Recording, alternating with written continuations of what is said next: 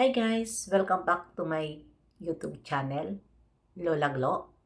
Sana ay nasa mabuti tayong kalagayan at ligtas sa anuman masamang kapahamakan. At bago ang lahat, shoutout muna sa lahat ng mga nagsusupport dito sa aking channel.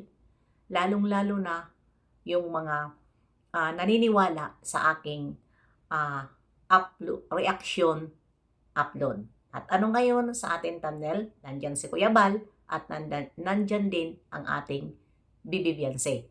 Ayun, so narinig natin kay Kuya Bal na confirm na kahit ito si Kuya Bal ay bakasyon nasa Bacolod, ay talagang hindi niya nakakalimutan ang ating Bibi Beyonce dahil nga sa ganitong sitwasyon na alam niya na medyo may mga iilan basher dito sa kay Bibi Beyonce. Kaya ginagawa niya ang lahat, kahit siya busy, ay kailangan pa rin niya mag-upload. At yun, napahayag ni Kuya Bal, confirm na si Bibi Beyonce ayaw magpa-vlog sa mga iba, kundi magpapablog siya dito sa kay Kuya Bal at kay Kalinga Prab. At doon din sa nasabi ni Kuya Bal ay talagang ayaw ni Bibi Beyonce muna sa love team magpapahinga dahil ito si Bibi Beyonce ay mayroon itong isang salita, may siya, pinanghahawakan niya ang sinabi niya, may dignidad na bata. At yun, dito naman sa kay Kuya Bal, ay yun na tama lang na huwag siya muna i-vlog sa iba sa kaguluhan na ito dahil pinuprotektahan lang ni Kuya Bal na mabas ang beneficiary, lalong-lalo na sa ngayon dito kay Bibi Beyonce na may kunting ingay. At naiintindihan naman yan ni Kuya Bal, nakaguluhan ngayon dahil natural lang yan dahil nasa social media. Yun.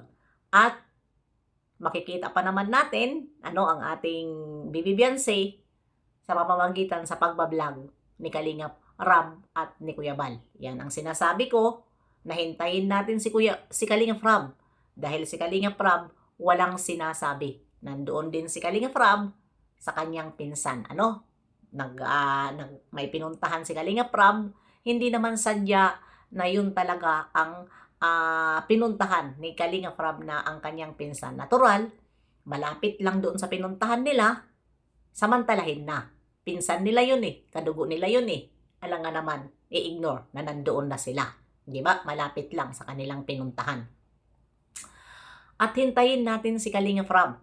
Sabi ko nga sa inyo na huwag tayong maniwala sa mga nagsasabi dyan. Ang kailangan natin paniwalaan, walang iba kundi si Kalingap Rab at si Kuya Bal dahil po yun po ay personal na kinakausap nila si Bibi Beyonce.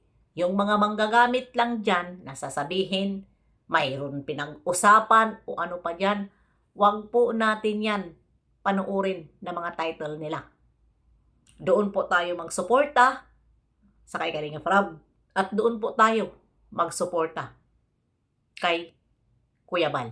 Kaya ako ngayon natutuwa na medyo si Kuya Bal ay alam na dito sa love team. Kasi noon, pinapabayaan niya dahil love team yun. At kay Kalingap Rab yan. Pero hindi pwede ngayon na hindi si Kuya Bal lalabas kapag may problema, talagang lumalabas si Kuya Bal kapag alam niya nasagad na.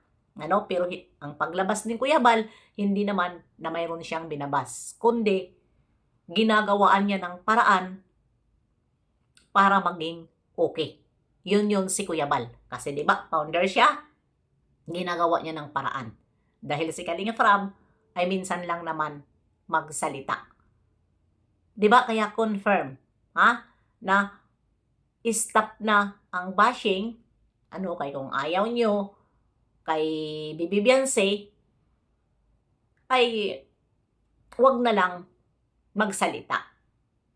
Total, marami din naman ang nagmamahal kay Kalingap Ido na pati si Beyonce ay minamahal. Maraming supporters na mahal nila si Beyonce, mahal din nila si Ido. At sa ngayon, stop na dahil nga mamaya doon sa Atiglo, mayroon tayong pag-uusapan, magla-live ako patungkol nga sa pagpunta doon ni Kalingap Ido sa bahay ni Bibi Beyonce na sinasabi nila. Pero hintayin muna natin ang sinasabi ni Kalingap Ido kung ano talaga. Pero kung yung mga nakapaligid lang kay Kalingap Ido ang magsalita, huwag kayo maniwala dyan dahil nagpapagulo yan sa kay Kalingap Ido na nakapaligid sa kanya. Diba? Kung ang sinasabi nyo may nagkakagulo dito sa paligid ni Bibi Beyonce, parehas sila. Dahil pinag-aagawan nila ang sponsor ng dalawa. Kaya nagkaganyan na ang sitwasyon. Diba? Itong mga nakapaligid. Dahil, diba, halata naman kung ano-ano ang mga pinupos nila hanggang sa nagkasira-sira na itong dalawa. Dahil sila lagi ang nangunguna. Samantala, si Kalingap Rob, walang ganyan lagi na bulong-bulong kung ano-ano. Sinabi ni Beyonce, sinabi ni Bibi Carla, wala si Kalingap Rob ganyan. Wala rin ganyan si Kuya Val. Diba? Kaya, ang suportahan dapat po natin suportahan ang dalawa. Huwag kung saan-saan. Dahil namimihasa sila, wala ng charity, kundi nakatutok na sa love team. Na samantala yung love team sana ay tuloy-tuloy yan at walang gulo kung hindi dito sa nakapaligid. Diba? Sa mga bulong-bulong. Sa mga bulong-bulong. Lahat na imbis sana na itatago nila dahil para magkaayos, kung talagang suportado sila ng Kalingap, hindi ipapalabas. Andyan ang mga post, andyan ang mga kung ano-ano. Diba? Ang mga sponsor naman, kapag galit sa isa, magbabayan. Para lang guluhin ang love team. Diba? Dahil alam ko na mayroon mga anti-Kalingap na nawawala dito sa Kalingap ang mga beneficiary binabayaran para guluhin. Lalong-lalo na dito sa kay Kalingap Ido. Dahil marami ang nababaliw dito kay Kalingap Ido. Na mga gorlits. Diba? Sinasabi ko sa inyo hindi ko makuha-kuha ang gorlits Pag-uusapan natin din pagdating sa mga gorlits. Yan ang ano natin doon sa Atiglo ko. Kasi mga gorlits ang nakakagulo. Alam na dis kung sinong gorlits. Na? Imbis na ayusin, wala. Kaya yan.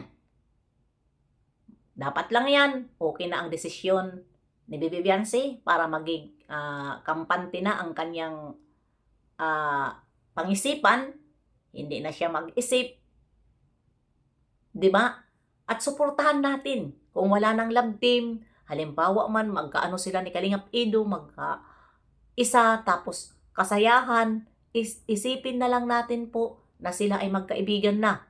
Huwag na natin isipin. Dahil pareha si Bibi Beyonce, bata pa, makakahanap pa yan ng higit pa kay Kalingap Ido. Si Kalingap Ido, makakahanap pa rin yun ng higit pa kay Bibi Beyonce dahil pareho sila single. Diba? Kaya suportahan na lang natin. Dahil nandyan naman siya. Sabi ko sa inyo na hindi yan iiwan ni Kalingap Rob, hindi yan iiwan ni Kuya Bal. Kailan ba nang iwan ang Kalingap sa mga beneficiary? Sila ang iniiwanan.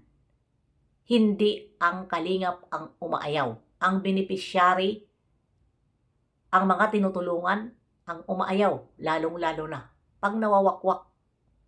Diba? Kasi wakwak ang nakakagulo. Sa paligid ang nakagulo. Ano ba dito ang nakakagulo kay Kuya Bal? Ano ba ang nakakagulo kay Kalingap Rob? Wala. Dahil si Kalingap Rob minsan lang mag-live. Si Kalingap Rob minsan lang mag-upload. Kaya walang gulo. Kung yun dapat ang kanilang hinihintay na mga upload ni Kalinga Prab, tapos yun ang ating re-reactionan, doon tayo kukuha ng mga bulong, hindi yung sa likod ng kamera na wala naman sinabi si Kalinga Prab, wala naman upload si Kalinga Prab, tapos marami tayong nakikita, doon nagkakagulo, doon nag-umpisa. Kaya tama lang na si Kalinga Prab, Kuya Bal, para doon tayo kumuha sa nire-reactionan natin. O, tulad ngayon, nagre-reaction si Kuya Bal. Kay Kuya Bal ako humuhugot. Dahil dyan sa galing kay Kuya Bal. Itong mga iba na nagre-reaction, na hindi naman galing kay Kalinga Prab, hindi naman galing kay Kuya Bal, saan yan nanggagaling? Ibig sabihin, may mga kontak sila, may mga ano sila. Diba? Yun ang nakakagulo. Pagdating naman dito kay Duklab, hindi rin natin masisi dahil protocol naman yan noon na scout mo, vlog mo. Kaso lang nagkagulo rin. Kaya ayan, wala na. Siguro yung protocol na yan. Dahil nagsalita na si Kuya Bal at desisyon na rin ni Bibi Beyonce na magpapablog siya, si Kuya Bal at si Kalinga Prab. Hindi yung kasalanan ni Kalinga Prab pati ni Kuya Bal dahil personal ang nagsabi na magpapablog siya. Tama lang. Dahil mayroon mang basher, doon kang Kuya Bal, masasagot ng mga reaktor. Kung may basher man din dito sa upload ko, masasagot ko dahil basher sila na nandito sa upload ko. Kung may basher kay Kalinga Prab, doon kami kukuha sa mga basher. Yun. Kaya hanggang dito na lang.